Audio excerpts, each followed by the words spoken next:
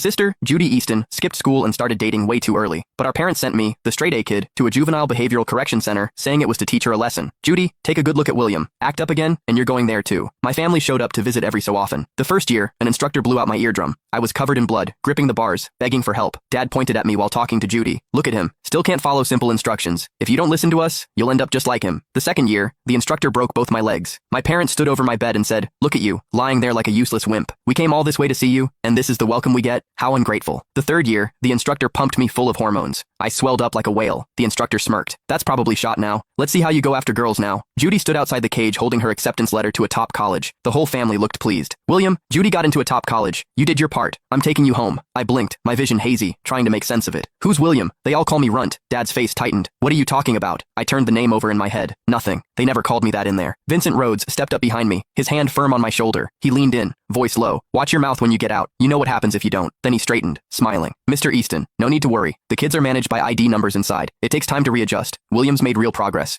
We're going to miss him. Dad's expression eased. All right, let's get him home. He looked at me. You hear that? Your name's William. I'm taking you home. I nodded. Mom reached for my hand. I jerked back, hitting the doorframe. I'm sorry. My knees started to give on instinct. Judy caught my arm. Hey, stand up. You don't have to kneel. She looked nothing like the girl who used to get into fights 3 years ago. Dad patted her shoulder. See, Judy? If you had been this easy back then, I wouldn't have had to spend so much money to send William in your place. His eyes gleamed with satisfaction. One kid gets into a top college, the other gets his attitude straightened out. Worked out pretty well. At the car, I froze. Tight, dark spaces scared me. The seatbelt looked like the straps they used to tie me down. Can I sit in the back? Dad sighed, then nodded. I climbed into the trunk and curled into the corner, burying my face in my knees. When we got home, a banner hung across the living room. Congrats, Judy, on getting into a top college, with welcome home, William underneath. The table was spread with food. Sit. Dad pulled out the chair at the head of the table. I walked over but didn't move. In there, sitting without permission meant getting slapped until your lips split. What are you waiting for? I lowered myself carefully. 30 seconds passed. No one hit me. The utensils shook in my hands. I hadn't touched any in 3 years. We ate off metal trays on the floor, fighting. If you didn't finish in 2 minutes, you got beaten. I set the utensils down, grabbed a rib, and shoved it into my mouth. My lips split, blood mixing with meat. Dad's utensils clattered.